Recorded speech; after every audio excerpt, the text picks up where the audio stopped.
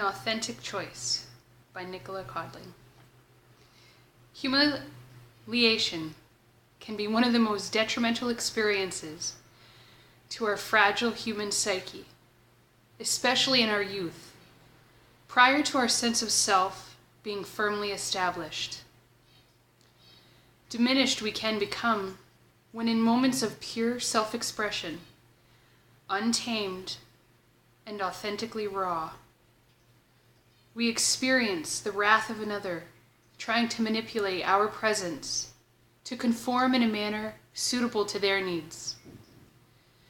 We will inevitably learn to adapt by either altering our stance, which can then lead to a warped sense of self, if over time we do not return and connect to our own source of power within. Alternatively, with an ounce of grace, we are connected to our innate power and have not been disciplined from establishing ourselves in authenticity. If our position is to convert our stance, doubt is created, surrounding the expression of our truest selves, and prevents us from venturing that way again. We had let a little bit of our light shine, and it was ridiculed. So we hid it away in darkness, under tension, to protect us from the pain of not being received in the light of our true nature. The tension thus becomes the energy it takes to restrain our true nature and create in its place a manufactured character of how we should be. Therefore, our manufactured self, our ego, solidifies further, and our beautiful essence from our connection to our divine nature decreases as we slowly become a product required by man's nature, and our beautiful power as our true presence is decreased. We are faced in all moments the choice of following one of two voices. The first voice, the direction our heart, mind, and soul gives us effortlessly, that positions us in authentic truth, even if it's not always the easiest choice to make. Or the second voice, the one conditioned time and time again, that of the warped self we've created to survive the environment we find ourselves in. The ways in which we experience self-consciousness touch a nerve that was once humiliated, and we will go to any length to avoid a reoccurrence. In time, the energy that it takes to sustain the manufactured self becomes unbearable, and we inadvertently require, like the ones who shaped our character, to need others to conform in ways we are comfortable with. We have become to deceive even our own self. Somewhere along the way, the cost of losing connection to our true nature catches up with us, and we only tend to give ourselves permission, although often unconsciously, to leave the false sense of reality we find ourselves in, is to reach a boiling point and find ourselves sick, injured, or facing a major life change, such as divorce or a loss of job. Our buried authenticity is forcing us into a new reality. We don't have the courage to stand in and speak our truth, so we let weakness pull us into a new reality, one that is not necessarily better, but different than the current one, out of alignment with our core. Once in this new reality, we can continue with the old programming of conforming and hoping for the day when we finally make all the right conditioned choices and become worthy to be received in the eyes of another. Or we can realize that we have been looking in vain from the position of our unconscious, manufactured self for other people to give us what we did not know how to give ourselves permission for. The permission to stand in our truth to be exactly who we are, unashamed, unaltered, fully true to ourselves. Here we can honor our desperate search for a reflection in the eyes of another, to validate to us who at our core we know ourselves to be.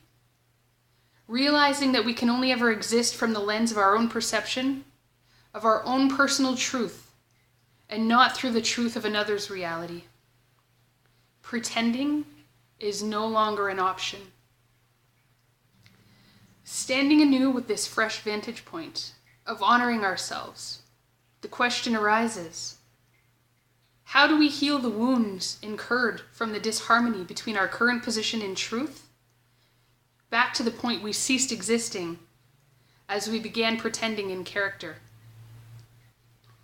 Once we are open to asking that question, we become open to the notion that we must shift our perspective and become the director of our experience, recognizing that we had to suppress the magnificence of our being and channel it through roles that quelled the insecurities in others.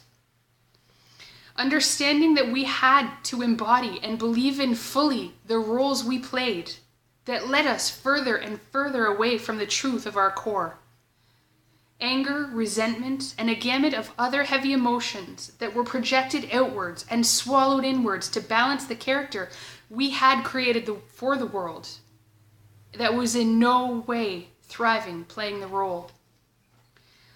We must then ask ourselves what would happen now if we let these roles dissolve in the light of our newly acquainted truth, allowing then our inner presence to navigate the direction of life's experiences, instead of the programmed position we were once trapped in.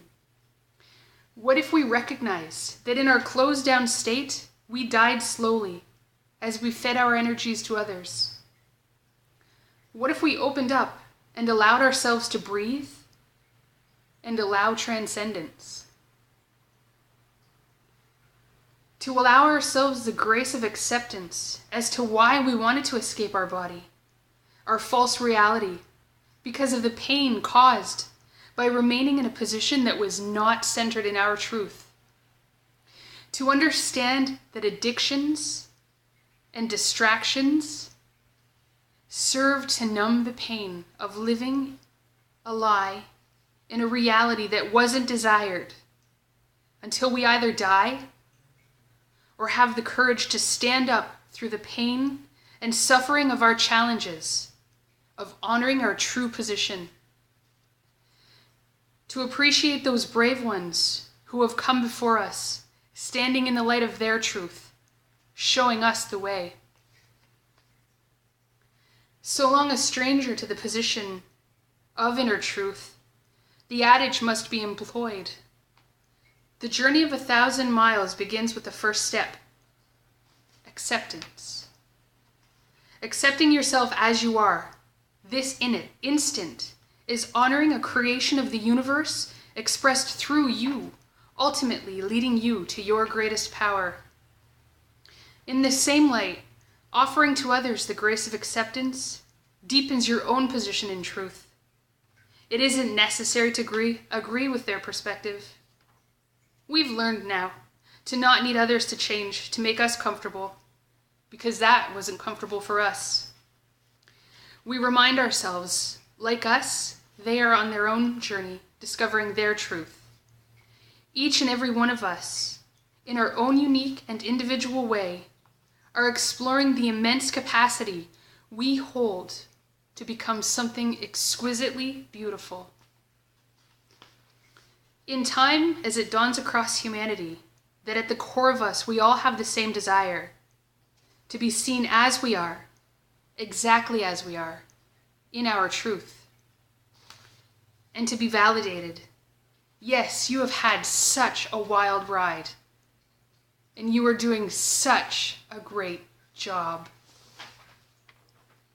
A point in evolution where every man, woman, and child stands fully in their truth, perfectly connected to the power that supports us all in creating a story of unimaginable beauty.